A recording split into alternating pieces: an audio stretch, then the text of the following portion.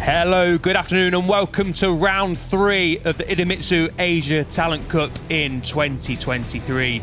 We are here, of course, at the Pertamina Mandalika Street Circuit in Indonesia, Lombok. Air temperature 32 degrees. It's been warm all weekend and it's going to be warm today as well for race 1 of 2 for the Asia Talent Cup riders here in Mandalika. Race 1 coming up very shortly, 15 laps, and then race 2 coming up on Sunday morning, another 15 laps for the Asia Talent Cup riders racing alongside the Grand Prix scene once again, just as they did last time out in Japan and just as they will do in Thailand, Malaysia and Qatar in the coming weeks. There's the beautiful picturesque scene of Lombok here on the beautiful island in Indonesia, Mandalika. As I said, the weather has been seriously warm all weekend, and as you can see from them pictures, it continues to be seriously tricky and tough conditions for the ATC riders to deal with, but they've dealt with it well so far. 2 free practice sessions on Friday, followed by qualifying a little bit earlier on today at lunchtime before the Grand Prix classes got their qualifying, and of course the MotoGP Tissot sprints got underway. As you can see, they're just forming up to the grid now. The riders have headed out onto the track, and we will be underway in just under 10 minutes time for race 1. Good to see the fans here piling in on Saturday and sticking around to watch stars of the future from this part of the world. My name is Elliot York, and bringing you the action today is Chris Jordan.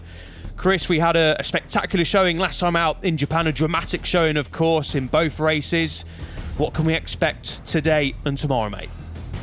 Well, here's hoping we have a bigger serving of the same, with Pratama an absolute superstar in this class and absolute fireworks going around in the final corner of our most recent outing. So if we have anything half as much as the drama we had then, I think we're in for a hell of a show here today. We certainly are. There is the number 7 of Veda Pratama. He will start on pole position on home turf, of course, as well, the Indonesian rider. And I can confirm his pole position time was a 1:42.840, 1.2 seconds quicker than anyone else in qualifying. No one else this weekend has even set a 1:43 other than Veda Pratama. That's how dominant Pratama has been so far this weekend. He set 7 laps in qualifying earlier on that would have been good enough for pole position.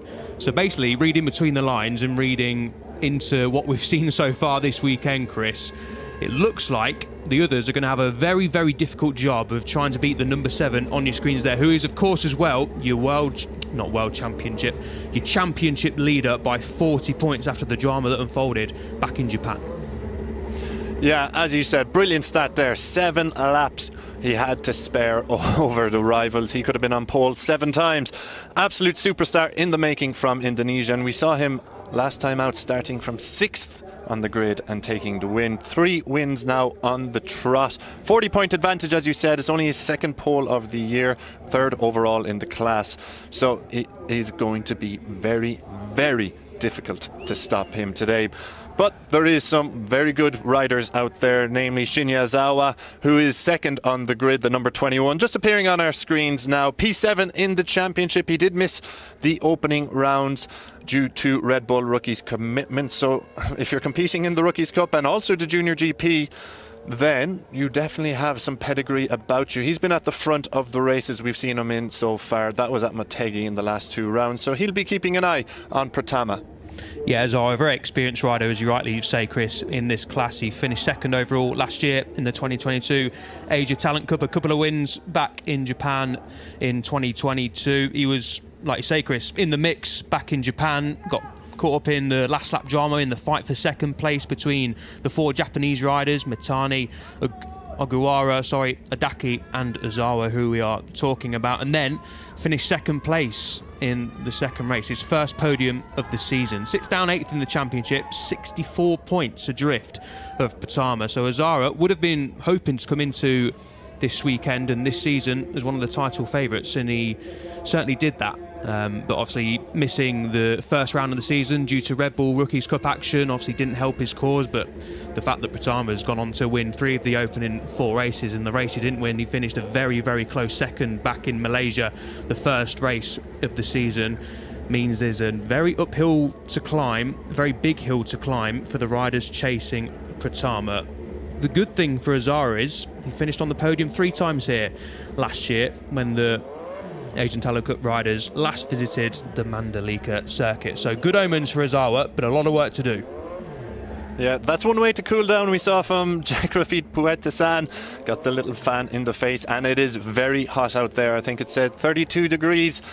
Air temperature 54 degrees Celsius on track, so tyre wear may become an issue. But on Jakkreephat Phuettisan, debuted on the podium last time out. Amon Odaki, we saw, he closes out the front row. He was involved in the last lap clash while battling for victory with Pratama. He'll be out for a bit of vengeance today, so keep an eye on the number 14. Very impressive then is this rider on screen right now. That's Zen Mitani, rookie year in the ATC, but he has taken to this level of competition like a duck to water. 3 consecutive podiums kicked off his season before he got caught up in that Odaki and Pratama incident on the last couple of corners in Japan, and fell out of the podium battle. Number 16 then, Ryota Ogiwara, another rookie, 4th in the championship, so it's been a good start to his campaign in the ATC. Certainly has, yeah. We didn't quite see what happened to Mitani, and Fadillah, who was also involved in the incident on the last lap. We of course saw Pratama and Ogiwara's incident, sorry, not Ogiwara, Odaki's incident down through turn 11. Drama to end the weekend for the Asia Talent Cup riders back in Japan, but we didn't see quite what happened behind them. But yes, Mitani, 3rd in the championship, as you rightly say, Chris, has taken to this class extraordinarily well. He's a 4-time national champion, is Mitani, back in Japan, and he's of course 3rd in the championship at this moment in time. Started the year with 3 podiums in a row, and unfortunately, as we say, got caught up in an incident which was just out of sight of the battle we were focusing on at the front back in Japan. Rounding out the second row of the grid, Ryota Ogiwara, and then we have an Indonesian wildcard starting from the spearhead of row 3 in Decksa Almer, but unfortunately for the rider riding the number 24 machine, he will have a double long lap penalty to take on home soil after causing a collision in qualifying, unfortunately. So work to do for Almer on home soil, but to qualify inside the top 10, inside the top 9 at least, on the first 3 rows is a job well done for Almer. Yeah, super impressive performance through qualifying, bar for that blot on the copybook. As you mentioned, he has to go through the double long lap penalty here. Let's see what he can do. Can he get a point scoring finish on debut? Is certainly a story to watch. Marianos Nikolis, then Australian rider, 5 points so far in the championship, P18 overall. Picked up those 5 points in Japan. Race 2, finished P11 despite having a double long lap penalty. So some inspiration there for Decksa Almer to look at. There are certainly points on offer here. Well, rounding out the 3rd row, I should say, is Riichi Takahira, the rookie rider. P2 joint best. Excuse me, I'm misspoken. It's Riichi Takahira rounding out there, the number 9. Keep an eye on him because he's had a pretty decent season so far. Race winner in the season opener, followed by a podium and a P6. Yeah, Takahira had a day to forget, unfortunately, on Sunday at his home Grand Prix in Japan. We'll come to that in a minute, but this is going to be a rundown of your grid for race 1 here in Mandalika. So, starting on pole position, it's Veda Pratama, joined by Shinya Azawa and Amon Odaki on the front row. Phuettisan, Mitani and Ogiwara, a competitive-looking row 2 with Almer, Nikolis and Takahira rounding out row 3. 4th row, then it's Hafiy with Rasyadan and Putra. Wanmoon, Al-Sahouti and Meilandri on row 5, with Darwisy, Fadillah and Russo on row 6. As we mentioned, Fadillah was in that podium battle in Japan, starting a little further back on the grid this time, but keep an eye on the number 17, or the number 15 starting 17th, I should say. And closing out the grid is Ramadhipa, Chavan, Gading and Putra. There's your grid then for race 1 here in the Asia Talent Cup. Just confirmation at the bottom of the screens there that Almer will have a double long lap penalty to take due to irresponsible riding earlier on today in qualifying. The grid then head off on their warm-up lap. Pratama on the number 7 machine, starting on pole position. Started P6 back in Japan, but was able to win both races. So starting from pole position and showing the pace that he has done this weekend, Chris, as we've mentioned a few times already, he's going to be a very, very difficult rider to stop here this weekend. But stranger things have happened. This is the Asia Talent Cup. It's not all be all and end all in qualifying. We saw that last time out. Not all the riders show their true pace or aren't able to show their true pace in qualifying. It can get a little bit busy out there, but definitely Pratama will be the rider that everyone's locking their radars on. Yeah, I think that's going to be the key to this race for Pratama. Can he escape early across the opening lap? If he can do that, he is going to be in control.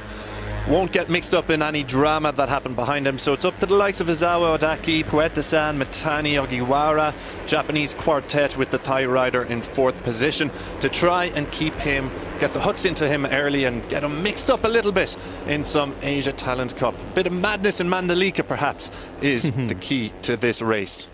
I think we're going to get Pratama, and look at the gap he had pulled out in the opening couple of corners, but Odaki had an answer, and he had an answer all race as well. What a race that unfolded between the top two. There was the crash for Izawa and Ogiwara. Unfortunately, both riders crashing out at turn 1, no contact, but that was their race ended. Better luck in race 2 for the duo. That was Russo, the number 6 rider, unfortunately crashing out down at turn 2 in the early exchanges as well. A good podium fight was unfolding between the likes of Hafiy, Phuettisan and Mitani. But this is where the real fight was unfolding. At the front, Odaki wasn't letting Pratama get away, and this is the final couple of corners. Pratama diving up the inside after Odaki had just done the same. Odaki out of the seat a couple of times on the dirty line on the outside of 16. Pratama thought he got the job done, but then had a little front end tuck through turn 17, had to get on the power hard, get tucked behind the bubble, but at that point he knew he was a race winner on home soil. Odaki unfortunate to just miss out by a couple of attempts, but for the 4th time in a row, it is the number 7 of Pratama standing on the top step, and this time it's on home turf. The two congratulate each other at the end of the race, but do tune in tomorrow morning before the Grand Prix action starts, because if that is anything to go by, what a treat we have in store. See you then.